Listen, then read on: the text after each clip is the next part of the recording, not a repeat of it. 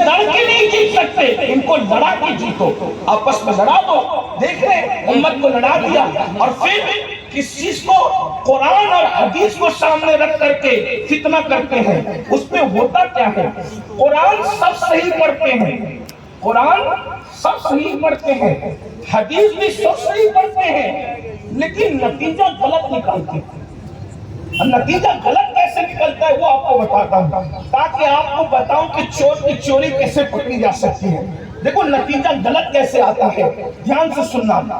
سمجھ لیجئے کہ یہ کوئی ایک کلاس ہے، سمجھ لیجئے کوئی ٹیوشن کلاس سمجھ لیں، کلاس روم سمجھ لیں، اور میری گفتگو کو آج یہ سمجھے کہ چلو یار ہم ایک گھنٹہ برباد کر رہے ہیں، آج ہم تقریر نہیں سن رہے، کسی کے دل کا درد سن رہے ہیں۔ کمیٹی والوں کو دھوکہ ہو گیا، انہوں نے مقرر بلانے کے بجائے کسی فقیر کو بلا دیا۔ بس اتنی بات آپ سن لیجئے۔ دیکھو دھوکہ کیسے ہوتا ہے، بہنوں کی بھی توجہ چاہتا ہوں، ماؤں کی بھی توجہ چاہتا ہوں۔ اللہ اکبر، دیکھیے ایک حدیث ہے، ایک ہی حدیث رکھ رہا ہوں، اور دھوکہ کیسے ہوتا ہے وہ بتاتا ہوں، بلندر کیسے کرتے ہیں۔ یاد رکھنا، مولوی اگر سدھرتا ہے تو ولی بنتا ہے، اور بگڑتا ہے تو شیطان بھی پھر اس سے ہار ماننے لگتا ہے۔ یہ بات اچھی طرح یاد رکھنا، میں کسی کو گالی نہیں دے رہا ہوں، اچھی طرح یاد رکھنا۔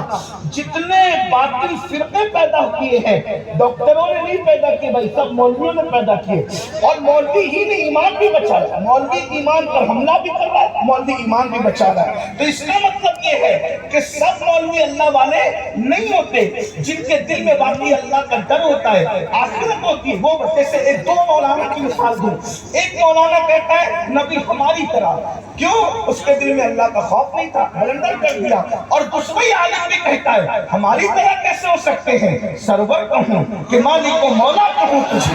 دیکھو وہ کہہ رہا ہماری طرح، اور یہ بھی عالم ہے، وہ بھی عالم کہلا رہا ہے، لیکن اس کی اس کی بولی میں فرق دیکھو۔ سرور کہوں کہ مالک و مولا کہوں تجھے، باغ خلیل کا گلِ زیبا کہوں تجھے، ہرما نصیب ہوں تجھے امید کے کہوں، ہرما نصیب ہوں تجھے امید کے کہوں، مراد نہیں جانے مراد، کانے تمنا کہوں تجھے، مجرم ہوں اپنے عفو کا سامان کہوں شہا، یاری شفیع روزے جلانا کہوں تجھے۔ وقت کی طرح کہہ رہا ہے، اور یہ عالم کہتا ہے تیرے تو وصف اے بے قراری سے بری، حیران پریشان میں کیا کہوں تجھے۔ نعرہ دیا اور دوسرے کو اپنا ایمان مان لیا، کیونکہ ہم جانتے تھے قبر میں مولانا نہیں آئے گا، قبر میں آنے والا لال مصطفیٰ جان رحمت تشریف لائے۔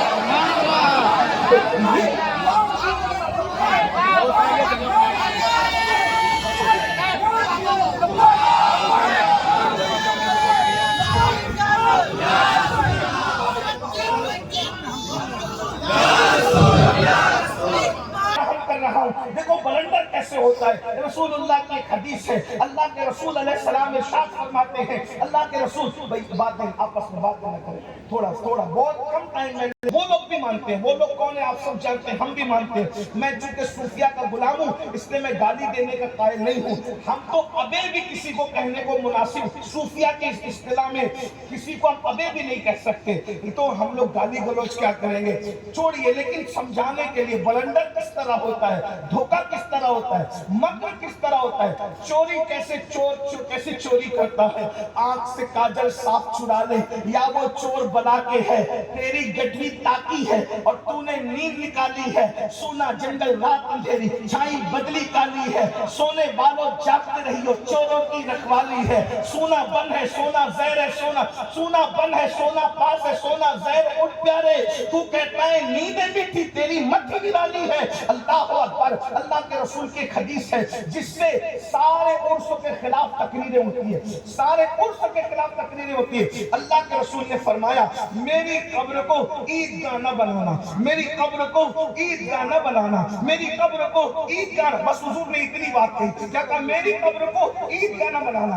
اب اس حدیث کو سب پڑھ رہے ہیں، سب پڑھ رہے ہیں۔ اب دیکھیے بلندر کیسے ہو رہا ہے، دیکھو دیکھو نوجوانوں، اللہ کے رسول نے کیا فرمایا، اب دیکھو حضور نے اتنا کہا، وہ بھی مان رہے، ہم عیدگاہ نہ بنانے پر سب متفق ہے، میری قبر کو، حضور کہہ رہے ہیں میری قبر کو عیدگاہ نہ بنانا، ہم بھی وہ بھی سب 73 فرقے متفق ہو گئے، میری قبر کو عیدگاہ نہ بنانا۔ اب سمجھانے میں جو بلندر کرتے، دھوکہ دیتے وہ یہ دیکھو دیکھو دیکھو نوجوانوں، اللہ کے رسول نے فرمایا میری قبر کو عیدگاہ نہ بنانا۔ مطلب کیا؟ جیسے عیدگاہ پر پابندی سے جاتے ہو، بھیڑ لگاتے ہو اور بھیڑ کرتے ہو، ایسی میری قبر پہ بھیڑ نہ کرنا، یعنی جیسے عیدگاہ جاتے ہو میری قبر پر نہ آنا، یہ ہے۔ اور پھر جب رسول اللہ کی مزار پہ بھیڑ کیا لگانا جائز نہیں، تو لال شاہ محمد کے قبر پہ کیسے بھیڑ لگ سکتی ہے، یہاں کیسے میلہ لگ سکتا ہے؟ بولو جب نبی نے اپنے لیے منع کر دیا تو لال شاہ قلندر کے، لال شاہ بابا کے آستانے پر کس طریقے سے میلہ لگے گا؟ یہ سب فراڈی ہے، یہ سب جھوٹ ہے،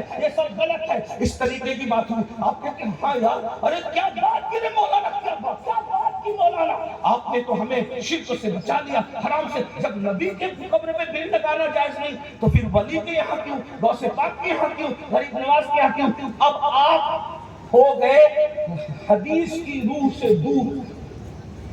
اور جب ٹرین چلتی ہے نا، ٹرین پٹری بدلتی ہے تو دکھتا بھی نہیں ہے، بہت معمولی سا فرق ہوتا ہے پٹری بدلتے وقت، تھوڑا سا ٹرین کی پٹری بدلی محسوس بھی نہیں ہوتا، لیکن دھیرے دھیرے جب ٹرین آگے بڑھتی ہے تو جس پٹری پہ تھی وہ مشرق میں چلی گئی، اور جدھر چلتی ہے وہ پھر دونوں کبھی ملتے نہیں ہیں۔ بات یاد، تو یہیں سے شروعات ہوتی ہے نبی سے دوری کی، ولی سے دوری کی۔ اب یہ تو کہہ گیا کہنے والا، لیکن اس کے پاس ایک حدیث کی تشریح کے لیے دوسری حدیث مشتمل چاہیے تھی۔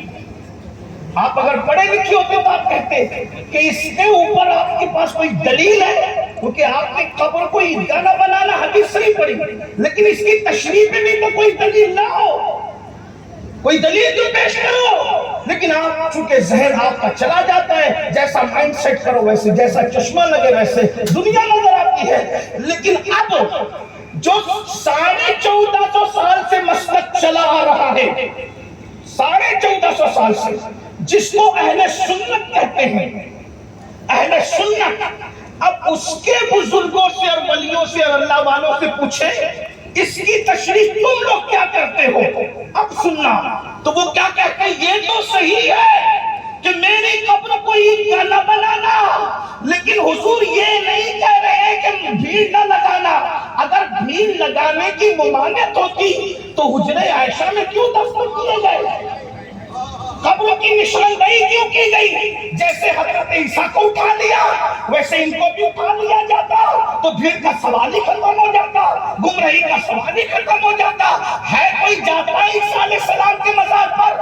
جب مزار ہی نہیں تو کوئی جاتا بھی نہیں، جب نہیں جاتا تو میٹر ہی ختم ہے، تو کیا عیسیٰ کو اٹھایا جا سکتا تھا؟ تو جانے عیسیٰ کو نہیں اٹھایا جا سکتا تھا؟ تو پھر جب بھیڑ لگانا نہیں تھی تو پھر بنائی کیوں؟ ارے چلے بنا تھی تو پھر بتائی کیوں؟ چھپا دیے جاتے، عام قبرستان میں دفن کر دیے جاتے، لیکن عام قبرستان میں نہیں بلکہ حجرہ عائشہ میں دفن کیے گئے۔ اور پھر یہ تاریخ ہے، تاریخ کسی نبی کے مزار کی یہ تاریخ نہیں ہے۔ جس دن سے حضور اپنے مزار میں آرام کر رہے ہیں اس دن سے لے کے آج تک کبھی نبی کا مزار خالی نہیں رہا۔ اگر انسان نہیں رہتے تو رسول اللہ نے فرمایا فرشتے آتے ہیں، 70,000 آتے ہیں، صبح آتے ہیں، شام تک نبی پہ درود و سلام پڑھتے ہیں، اور شام کو آتے ہیں، صبح تک درود و سلام پڑھتے ہیں۔ او بھائی انسان بدعتی ہو سکتا ہے، کیا فرشتے بھی بدعتی ہو گئے؟ انسان بریلوی ہو سکتا ہے، کیا فرشتے بھی بریلوی ہو گئے؟ ذرا بتائیں تو صحیح، انسانوں کو احمد رضا بہکا سکتا ہے، کیا فرشتوں کو بھی بہکا گیا؟ اور اگر بہکا گیا فرشتوں کو تو پھر امام احمد رضا کو یقیناً داد دینا چاہیے کہ چشتی رسائی فرشتوں تک ہے، لیکن ایسا ہے نہیں۔ میں فرشتوں کو یہ نہیں کہوں گا، میں تو الزامی جواب دے رہا ہوں۔ بولو بھائی 70,000 جہاں جمع ہو، یہاں 70,000 ہے کیا؟ میلہ لگا کہ نہیں لگا؟ جب 500 میں میلہ لگتا ہے تو 70,000 میں، اور پھر پبلک کو ہم روک رہے ہیں، پھر بھی وہ آ رہی ہے، روک دو نا بھائی، لیکن یہاں تو پبلک کو ہم روک رہے ہیں، محنت کر رہے ہیں۔ اللہ فرشتوں کہہ دے نہ جانا، کیوں جائیں گے؟